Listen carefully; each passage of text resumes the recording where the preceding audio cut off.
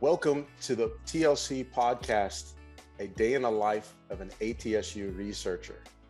This is the first podcast of a mini-series focusing on educational research. Over the next 4 months, we will have conversations with respected AT Still University researchers to learn about what got them hooked on research, how they started, the tools that help them stay productive, and what they might be excited about to explore next. This mini-series is for anyone interested in educational research with any experience level. My name is Quincy Conley, and I am the director of the Teaching and Learning Center. Along with me here today is the assistant director, Ms. Brittany Williams, and Dr. Julie Spear. Welcome.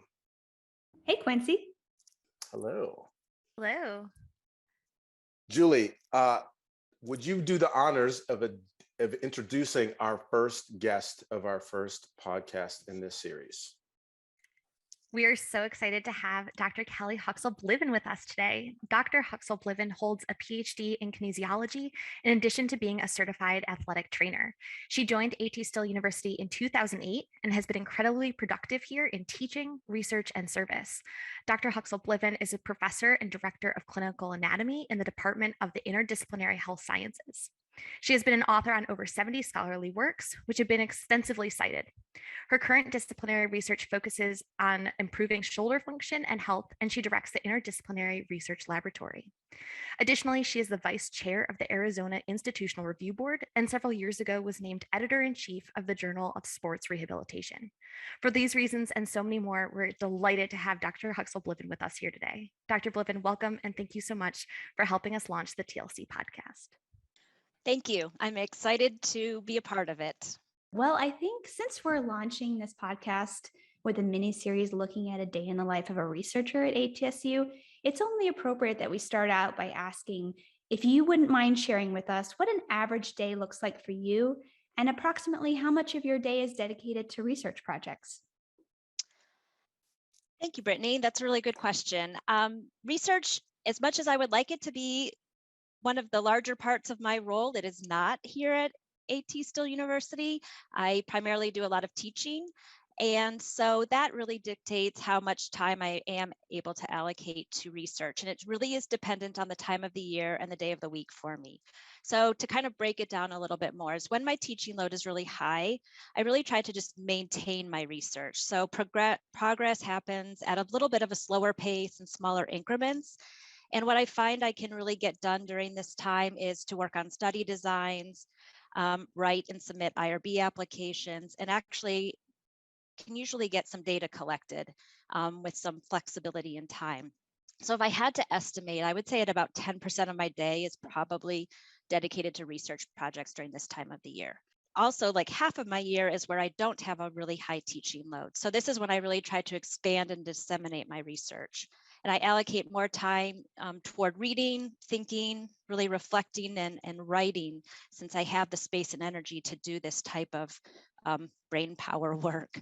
I try to maximize the time I spend on the research projects, and I really try to push and get about 50% of my day to research. So didn't give a very specific answer, but I have learned through trial and error that I really need to stay engaged in research consistently for me to stay energized in my teaching, in my job, and just life in general. So that's kind of what it looks like for me.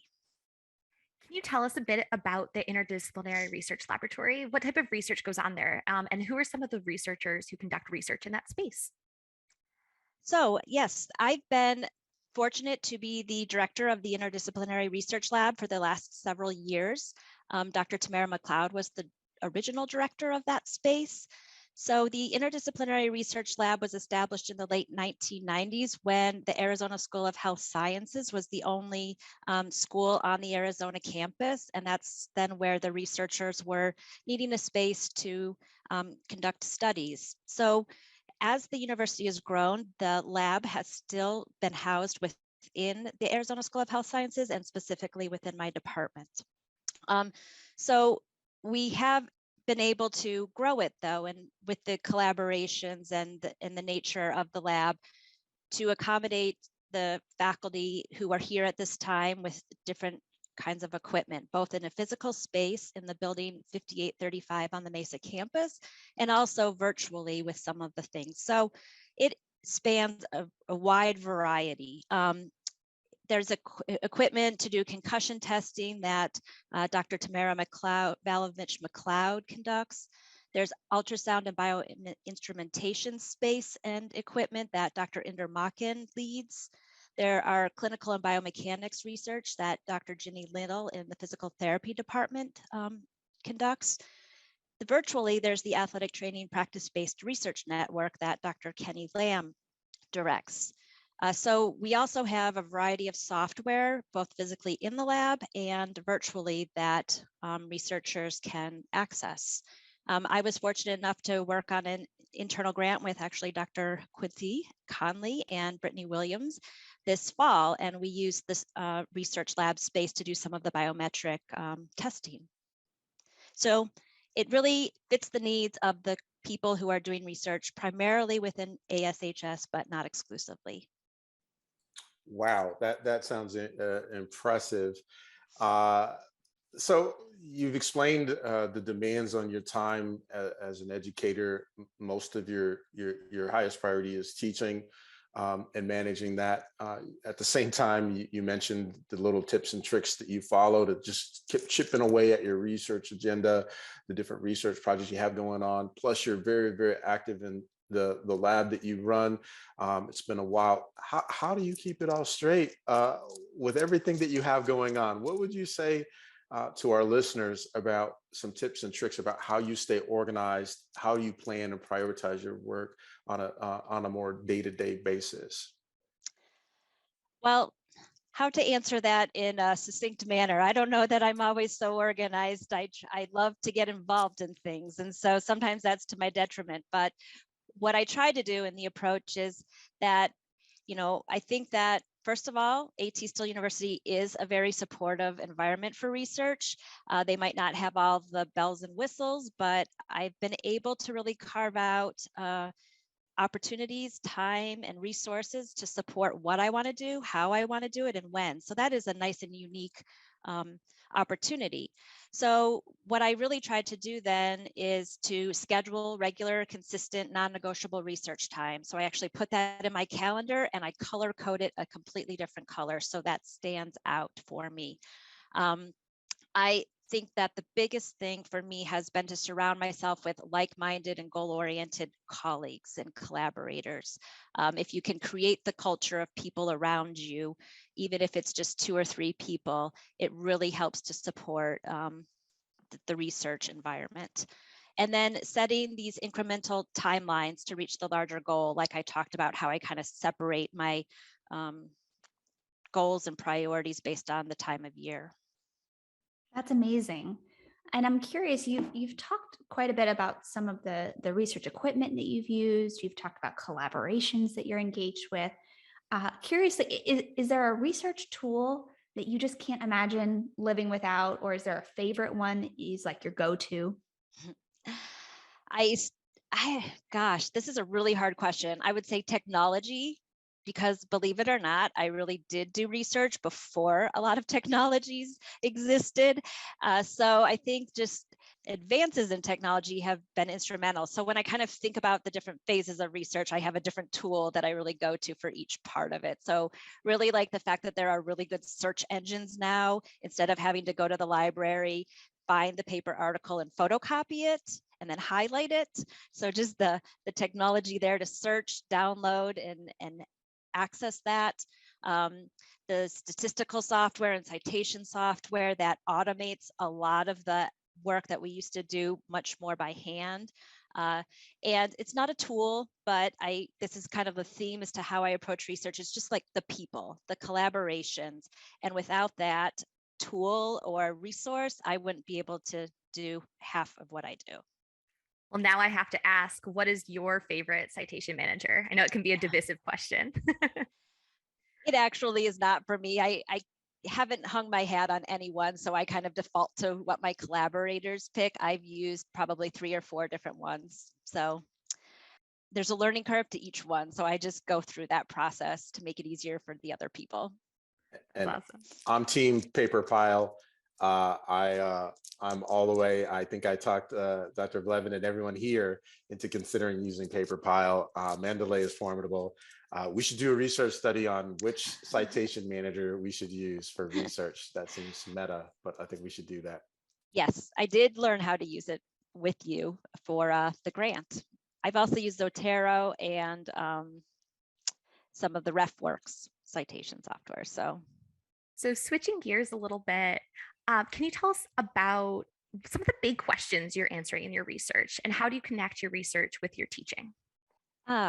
Some of the big research questions, right? So a lot of the research is asking small questions to over time build up and answer something bigger. So when it starts to break down to what I'm answering, I kind of have over the last 20 to 25 years changed my research, right? So I started off, my doctoral work was very much in shoulder function and health, which is what you kind of introduced when I started the podcast. So right now I am doing things that are looking at clinical outcome measures and health related quality of life in overhead throwing athletes, and how to interpret the scores for clinicians so that they have better meaning that they can then use to provide better patient care. So that has been something that I've been working a lot with within the athletic training program faculty. Dr. Eric Sowers, Dr. Allison Vallier, and Dr. Kurt Bay and I have done quite a bit of work in that area. Then since I've been at ATSU, I've kind of evolved and interested into some other projects, which what I'm really excited about and enjoy a lot is the diagnostic ultrasound, the collaboration that I have with Dr. Indermachen and colleagues. We have done things that have integrated diagnostic ultrasound into anatomy education, which is just a really neat process to see students just liven up and be able to see real-time tissues of themselves or of their peers and make those anatomical relationships in the function. It's just really exciting. We also look at tissue characteristics with regard to different musculoskeletal conditions like carpal tunnel syndrome. And we collaborated with some people in the dental school to look at characteristics in dental practitioners. So then when I go and teach musculoskeletal anatomy for the first year dental students, I can bring that into the classroom and talk to, why are you even learning about the upper extremity when you're a dentist? And we kind of bring some of that research and that knowledge into the classroom. Then I have gotten involved with educational research, and that has really spurred just when I was trying to, start to improve my teaching. And then as the Teaching and Learning Center has continued to grow and focus its offerings with an educational research focus, I've taken advantage of a lot of that. So thank you to all of you very, very much. I've been able to partner with the TLC faculty and staff, as well as external collaborators, on doing the biometric sensors and digital reading project that just finished at the end of the semester last year. And I've also, in our anatomy team, looking at team-based learning and some of the effectiveness in student engagement and outcomes. So that will directly impact some of the teaching that I do in an informed way. So that's a lot. That's quite a bit. That's an impressive portfolio of projects, research projects. What I like about what you just described is you're kind of covering a lot of ground. There's some general themes there, but at the same time, there's some specific themes as well that kind of hone in. And there's a real there's a component there to me that I'm teasing out that sounds like you're thinking about ways to help us perform better, know how to do something better. To me, this is the crux, the whole thesis of this series and why you're here is to talk about educational research. Yes. Ultimately, this is what we're trying to do, is inform ourselves in our respective disciplines to be able to transfer knowledge and skills from one person to the next. This is glorious to me. This is music to my ears. So related to that, given all your accomplishments and the projects that your short list you just described, how do you apply what you learn from your research in your teaching practices? Can you tell us about a time you've done that? I guess along the way, I always will be able to speak to a topic relative to like musculoskeletal anatomy and really be able to talk more specifically about the conditions with the students, help them to better understand what's happening. And we're teaching and growing future clinicians and practitioners. And so to have that perspective and to be able to talk about it, not just the science of anatomy and knowing what is what and where, but how it's used and why it's used and present. So that's how I really use the shoulder research and the diagnostic ultrasound research to really bring it into the classroom and apply it in my teaching. It has led to really great conversations. I think that from the educational research specifically, how I'm bringing it into the classroom is to better understand how to develop and deliver a curriculum that is done well and really is creating future learners and clinicians, right? I mean, not future learners, but future clinicians who can learn by themselves and be very independent and mature through the learning process. So that is my goal through what I am doing in the educational research. That's outstanding. Yeah, and to piggyback on that, you've touched on this just a little bit, but if there were someone new to educational research, not quite sure if they wanted to get going with that type of research, what value do you think engaging in educational research would have for the faculty member? I think it's great. Right. So I can't speak enough about that because I never expected myself to get involved in that. As you heard, like I do a lot of mechanistic things as well. And I love that type of research. So I'm really growing into the educational research. Again, I think very much large part because of the Teaching and Learning Center. After you've been teaching for several years, which I'm sure a lot of the listeners can relate to, you get tired of teaching the same way. So I am always striving to improve and to do things better and different based on the current evidence. So if you're like that in your teaching, start to read about the educational research. And in just this February's TLC newsletter, they used the term scholarly teaching, which is new to me. So thank you. That's what I did, right? I started to read the educational research and apply it in my teaching and see how it worked and didn't work and how I could mold it into that. And then I joined the journal club and we started reading articles and talking about the research designs and the implementation of it and how it could translate and apply to what we are doing. All of that reading and discussion and getting informed really starts to your wheels start to turn and you have a lot of questions and ideas and things that you want to answer. And then you find a collaborator, right? And who you can try some of these things out in a very systematic way. You still apply that very systematic research process, but your goals are to really shape and change education and the outcomes from it. Can I just say, I'm so thrilled you mentioned the newsletter. Yay for the newsletter. We got 8 people. Thanks for being one of our 8 people that open the email and check out the details. Thank you for doing that. Your check's in the mail. Appreciate it. Well, and that is incredible advice about some really approachable ways to get started thinking about educational research and getting involved.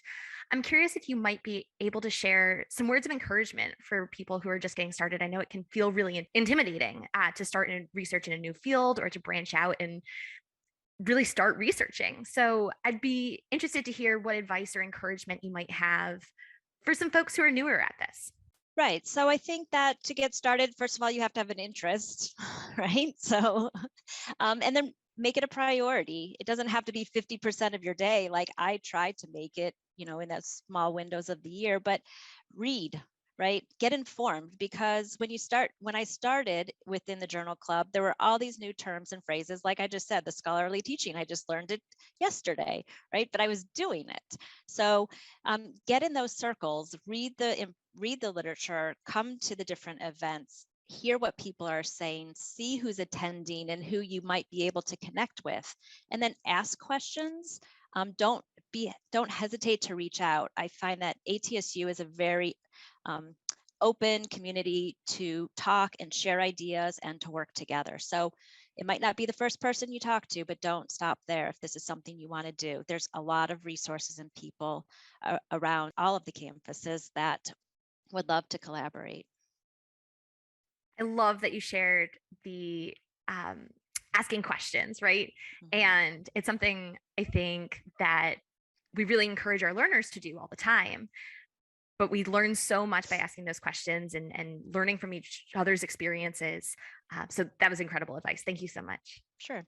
There's not like a template to follow, is there? And everybody at ATSU has different experiences and resources that you can tap into. So you won't be able to tap into those unless you ask.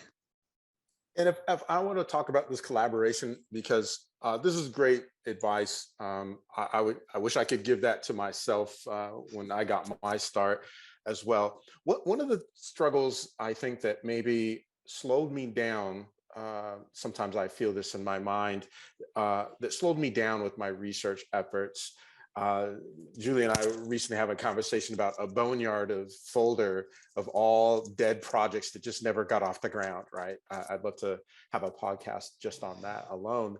But what about collaboration? So, you know, I don't disagree at all with the idea of getting out there, reading for sure, meeting people, putting yourself out there, talking to people about your interests, shopping ideas, those type of things. You've already made the picture very clear how busy the job is, the teaching those type of priorities. I don't think that's unique to ATSU. To me, it feels like a need to be focused in your attempts to be collaborative. Something that I thought about is like the boneyard of like, gosh, that I should have saw that coming, that wasn't going to go far. Do you have a way? I know there's no template for this. There's no one way of doing it to get your start or to continue to get into interesting ways. But is there a piece of advice you might offer yourself way back when, or to young Quincy when he was getting his start about collaborating? Is there some piece of advice you give our listeners that might help streamline how they find their collaborators and projects and expand getting their feet wet in the educational research or research in general? I can try. I sure it has definitely been trial and error, and I have a lot in that same in a boneyard all by myself that I have. First of all, within all of those past projects, I've had to kind of say, what did I learn from them, and then let them go and not try to keep them moving forward, right? Both the collaborations and the product or dissemination from it. So yes, I've got a lot of things that haven't made it forward. But I think that if you're trying to look for collaborators, I would become informed just about them. So read about them if you like to do that, but you could also just listen to them, right? So when they are in the different circles that you are, listen to what they're saying, ask questions of them and hear their answers, right? So I think that when you're listening, I often will listen for like the passion, right? And the follow through. So then like, what have they done with all of that? And it doesn't have to be big and grandiose, but that they've actually like carried projects through the process and finished them and done something with them. It doesn't, again, have to be big, but can you tell from some of those questions that they will stay focused on a project, they'll stay motivated to see it through, and that they can do something with it. I think that find people that complement you instead of compete with you. So what can they bring to strengthen the team instead of also have the same strength that you have, right? So then everybody has their part within the team. You don't need to know everything about everything, right? So instead of building your own strengths, bring people in that build your strengths. And just be willing and able to have very transparent, honest conversations. And that's something that I've learned and I continue to learn that can be difficult, but can you have some of those hard, uncomfortable conversations with these people? Because if so, you gain trust and that sees you through the hard times of a project. Wow. Yeah, you say that again for the people in the back, because that does go, once again, I absolutely agree with that. I think being able to have awkward conversations, I think is critical. You have to push past differences and those type of things. But, what really stuck out to me is the idea of finding people that will complement and not compete with you. Um, that's difficult, especially in an academic setting, because uh, the people that are usually going to be, to your left or to your right, are usually people that are the same role or a similar role that you have. And so you're all vying for that, that promotion or that publication, potentially, or that grant. So how do that now, my wheels are spinning about how do you get everybody on board without being competitive about it? There is enough room for everyone, but not everybody at all the time feels that way. Let me float this idea in response to that. One of the things that I didn't invent this myself, but I kind of developed and iterated this, is the idea of a two-page white paper, Mhm. to find out all of those things that you just mentioned. Are they capable of following through? Are they complementary to what skills you offer? Can they do the work that you're going to ask them to do, that they need to do to be able to engage in research, scholarly writing, reading, literature reviews, designing research, statistics, potentially all these skills. I now, when I'm forging new collaborations, especially with people I may not be that familiar with, I'll politely, without feeling like it's the Wheel of Fortune or something, I'm like, here is this two-page white paper. Please, blindfolded, recreate this. No, I will just simply try to say, okay, listen, or when I'm approached, hey, that sounds like a fantastic idea. Can you write it in 500,000 words or less? Can you explain to me what the project idea is? Not only are you getting a sense of what the full idea is, but also you're getting to see their writing, right? Their writing style, the way they do things. You're also seeing how much they know, how mature is the idea. If they're citing things and seminal studies and develop, real mature research questions and aims, and they even have some methodology in here, you know that this is probably, you'll understand where they are in the process. If it's just some scraps of napkins, bar napkin, or half-baked ideas, or just some scribble or something like that, everything starts from nothing, right? So that's not to be uh, um, thrown aside. But I wonder, to me, it's been very effective, where I get to say, like, yep, I see where this person is. I can meet them where they are. We can go forward and do some really cool things. Or they're not there yet, or I'm not there yet. This might be a bad fit. What do you think of that idea? Julie, Brittany, Kelly, do you guys have any thoughts on that? I think it's a good idea. I think it really gets at some of the hard skills, right? But it doesn't get at all of some of the soft skills, right? And so I think you have to do a little bit of both. I really think that the two-page white paper, I love the idea. You can then kind of evaluate, do I even want to talk further or not, right? How much do I want to invest in this or not? Is this an opportunity that I want to try? So I think that it's a really good starting place. And at first I was like, I want 10 pages, but who's going to do that, right? And a paragraph is too little, right? You don't get the sense in the hard skills. You don't get a sense of of what the full idea is potentially. So that's kind of why I picked 2 pages, because I thought maybe it'd be more practical. We know we have to do it. We at least have to write an abstract for IRB before we do anything. Hopefully a lot more happens before that. But at the very least, I thought that 2 pages wouldn't take up a weekend necessarily, but at the same time, you could get a clear sense. Julie, do you have any tips or tips related to that, finding collaborations? Well, I love what Dr. Bliven said about listening to people's passion and really seeing what's exciting them and how does that complement what you're excited about doing, things you've done in the past, as well as opportunities for the future, branching out into new fields or bringing your skills to a new type of project. So I really love that idea of you both have to have common goals in mind, but complementing each other's excitement and passion. Some of those things that if that's not there in a project and people aren't excited about it, it's a lot harder to push through.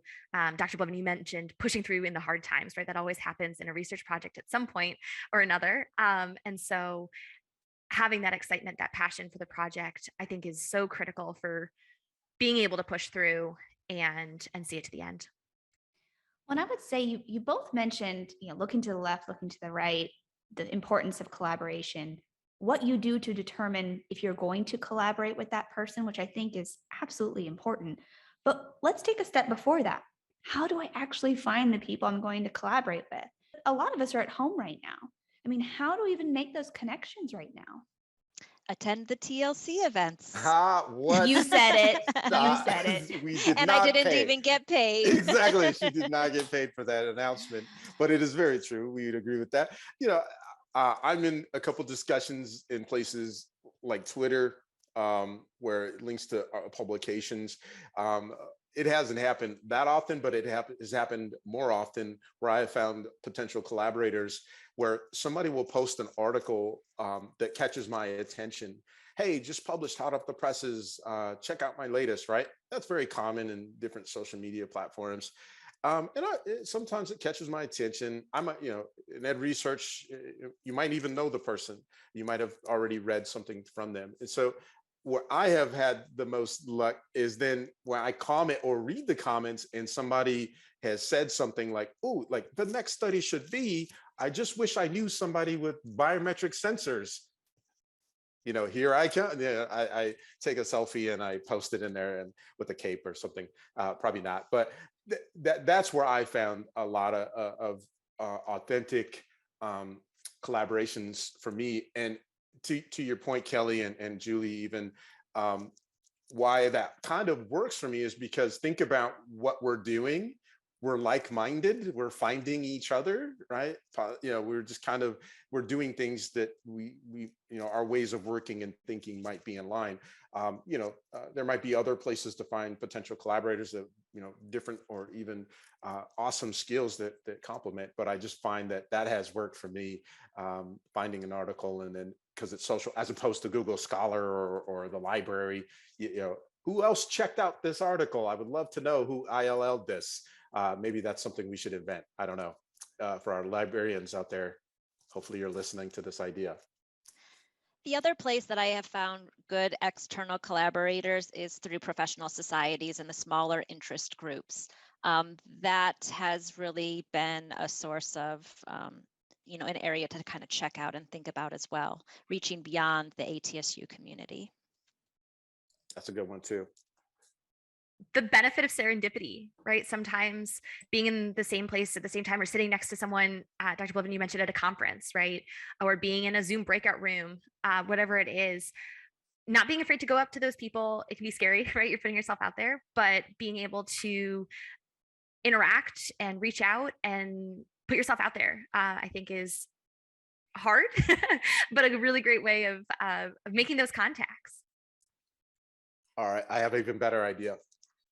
A dating app for researchers collaborations, right? You go in there, swipe left, swipe right, and you find a collaborator. Who's I buying swear it? when you were talking about the 2-page white paper, I was immediately thinking of like speed dating for researchers. Oh, it's such a bad idea. As long as you don't have a money get back guarantee policy. That's true. That's true. We'd be broke. I've had as many collaborations not work as have. For sure. For sure. It's so interesting you say that. I actually had a friend of mine outside of work actually bring up an idea kind of like that of how to connect people at professional conferences and would there be a way to do that digitally.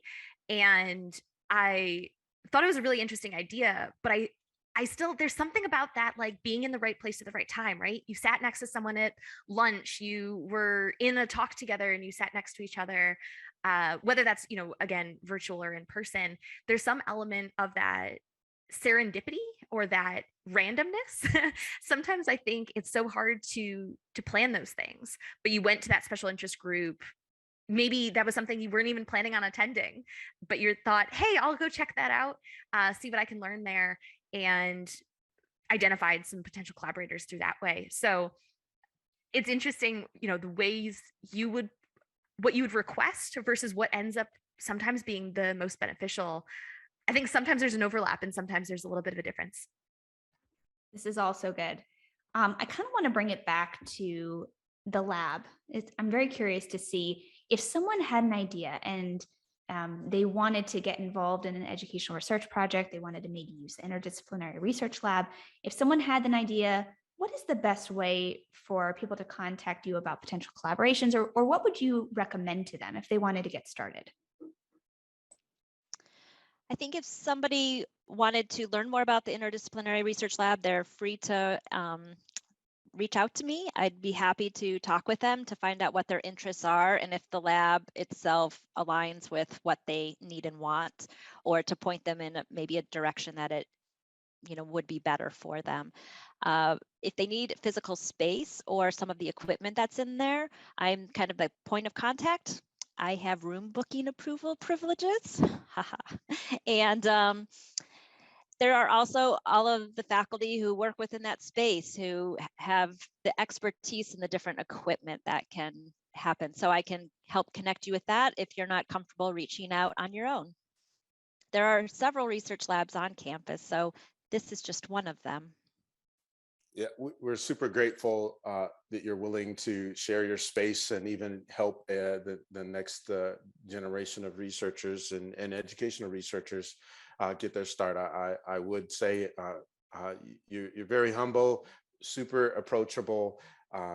That's why you're here. You were so gracious to spend your time with us here today to help us get the word out and have a fun conversation. One of the last questions here, if I may.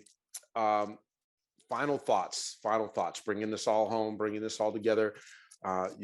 We've got a pretty good picture of what day in a life is for Dr. Kellie Bliven here.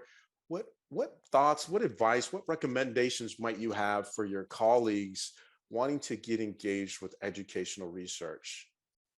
Final thoughts. I would say that there is a lot of energy around educational research at AT Still University, as well as just within higher education. So join the momentum and start attending things and just see how it can not only improve what you are doing in the classroom, but can contribute to the larger scientific body of literature on the topics. So don't just stop at being scholarly teaching. Jump into the actual research of it and contribute and let people know all the great things that you're doing. Yeah, what she said. Wow. Yes. Yes. So many gems here. We're super honored to have you, Kellie. It's been an honor to get to know you here and to see how you run your lab. It's definitely top notch. Some really cool things are happening. Looking forward to what you continue to do. Love to have you back on here. Thank you so much for being first. There's some bravery with that. You set the bar, I promise you. We're very fortunate to have you here today. So thank you. Round of applause, virtual, for our guest, Dr. Kellie Bliven. Super grateful to have you here today. We hope to see you again. Thank you. Thank you. I appreciate all of your time, the opportunity, and for everyone listening. Don't hesitate to reach out. You heard it there. She's inviting you. Please do.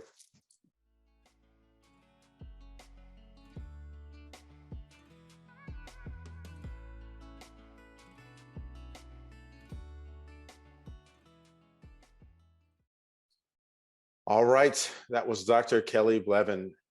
Wow, what a way to start our first podcast of the series. I think we got so much goodness out of that. We'll have to play that one twice for sure. Taking a minute to reflect on all the goodness that that conversation just generated. I just want to take a minute with ourselves here, the TLC, Brittany, Julie, and maybe let's talk about what our biggest takeaway is from our conversation so far. Maybe our listeners will have their own, or they'll share ours. Brittany, what would you say? What was your biggest takeaway? What would be your call to action? Well, there was just so much to unpack there. I think the thing that really stood out to me was collaboration. And I wrote it down because almost everything that she mentioned had something to do with forming a connection or collaborating or finding that group or that person that shares a similar interest to collaborate with. So I think be brave, take a risk, and jump in. I think she actually said that, jump in. I love that. Yeah. No, that's how we get to do what we do. I would say in most cases, It's not like we just ease into it and like, we might have stumbled into it, but at the same time, like, you got to submerge yourself. It is something, it is hard, for sure. So you can't just tiptoe your way into it. You've got to, but there's ways to do it that isn't overwhelming, but you just got to be committed to it. I love that for sure. Julie, what was your call to action? What would you say your big takeaway is?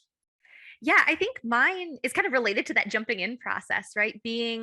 Um, being willing to ask your questions and intentional about your question asking. I think, so many people when they're just starting in a new field or transitioning to a new type of research or a new collaboration, it's hard to know the terminology, the nuances, and being willing to ask those questions really opens a door. And someone else probably has that question too, right? It's probably not just you with it on your brain. Right, So right. I think for me, it's kind of as you're jumping in, you're saying ways to not get overwhelmed. I think one of those ways is, Dr. Bliven mentioned, do some reading, be intentional with it, but also not being afraid to ask your questions. And I think that really does open up a line of communication. Yeah, absolutely. Being intentional. How many times do we say that per week, on what we do? That's a really good takeaway. I'm going to take a slightly different approach, and it was something Dr. Blevin said that I've been searching for my whole research career, all 15 minutes of it. She said, answer small questions, answering several small questions to build up to answer a big question. That is your research agenda. Um, Talking about collaboration, talking about becoming recognized as a scholar, this is a question you're going to get. What do you study? What is your deal? What is your bag? What is your jam? Research agenda. And whenever I get the question, however I get it, I know what I'm thinking is my research agenda is I study performance support, biometric research methodology, blah, blah, blah, AR, mixed realities. But in my head, I never really been able to find the words that would successfully describe why or how I'm doing that. And Dr. Blevin kind of gave me those words now that I probably will never let go of. You're doing one project, it has a theme, and you usually will gain some skills, but you have an interest. It's whether it's conscious or subconscious. You will usually have a theme. I recommend that you form a theme if you don't, when you're doing your different investigations. Now, I'm not trying to overwhelm everybody. Let's start small. We're focused on one study, educational research, but maybe it's about student motivation. What if it's about assessment techniques that are going to improve learning outcomes? What if it's a particular technology? Is it test taking? Is it homework reminders? Is it learning management systems? There's usually a theme related to it. And to me, you study small things, small questions to be able to answer a larger question, one bigger question. Love that, to be able to explain a research agenda. What are you doing? What's your bag? What's the thing that you do? I've heard terms as research agenda, research lines, those type of things. Love it. So I was very grateful to be like, aha, light bulb moment there for me. But that was awesome. Anything else, as we wrap up, that we should talk about? Our first official podcast. I feel cool already. One thing that I think the sound bite that keeps kind of going through my head was when Dr. Bliven talked about learning from those research quote unquote fails, right? Those things that didn't go the way you wanted, or the projects that never really kind of left the idea of the sounding board, and learning from those and really seeing those, not that those projects necessarily need to get picked back up, but using those as ways to learn, right? And not just forgetting them, but really using them Right. to inform your research moving forward, and taking those as lessons learned. As in, I'm not good at this, I shouldn't do this anymore. Okay, what was the one key learning point from this, and what can I do differently next time? Yeah, absolutely. Yeah, maybe, this is maybe broader than educational research, but the idea of like, it's not failure, it's just learning. And really that's, it's, to me, it's so, interesting because that's what research is. Sometimes, you got to have statistics, statistical significance and all these highfalutin things happening. But before it gets published, but I really think that sometimes getting no information or failing is the new knowledge that we gain from these things. Even as we try to do research, I am so much different than where I was when I started out. Sometimes I cringe when I go back and stumble upon an old publication. I'm on ResearchGate. Somebody will request some of my earlier work. Hey, I'd love to cite you. Can I take a look at this? And I'll say, oh, please don't. Like, don't look at that. It's not good. Like, I've just come so far since then. Can I just say, I love that you talk about that, because every time I feel very like overwhelmed or anxious, I think even the best researchers started where I'm at. Right. So just the fact that people are vulnerable enough and comfortable enough to talk about, hey, 5 years ago, 10 years ago, I was in a different place. It's so encouraging though. Oh, for sure. For sure. Absolutely. I always tell people that I'm working with in the TLC and other places, this is your current study. It's not your best study, with the implication that you're going to get better the more times you do this. I promise you. You hang out in the educational research course the TLC offers, will give you a fast track to sort some things out that I wish I had been able to sort out early in my career. But at the same time, it doesn't mean anything until you put in the work and you go through it a couple times. It doesn't take much, but you make that mistake where you're like, this is unpublishable.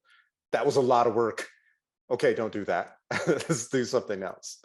So anyway, thank you both. This is fantastic. So proud of us for putting this together, having some fun. Speaking of other people that we're proud of, I want to make a shout out to everyone that supports the TLC that's listening here today. Thank you for taking time out. Hopefully you found some things that were worthwhile to you, that stood out. Tell us what your big call to action is, what your big takeaway is. TLC@atsu.edu. Let us know. You know how to reach us. Please feel free to reach out. Huge special thanks to Miss Brenda Jackson. She's our program administrator. She's the one who, without her help and support, this would not be able to be delivered to you. So special shout out to Brenda. Also want to shout out to our friends at CNM who guided us to get this off the ground. Our friends Amanda and Martinez and Miss Roxanne Layfield. Big shout out to both of you. Keep doing what you're doing. You guys have been some of our biggest supporters here at ATSU, so appreciate that. Thank you all for being here. Tune in next time. We offer these podcast sessions this spring over the next few months. It's the last Thursday of every month. You'll see a calendar hit with a link to it. We'll also release it in the newsletter. Another reason to tune into our newsletter and open it. Promise you that it'll be worth it. You'll see a link to our podcast. Love to hear from you, what your thoughts and feelings are. Feel free to leave a comment in below where you've accessed this. Otherwise, we'll tune in next time. We have some more dynamos lined up for you to talk about educational research. We'll see you next time. Thank you, everybody.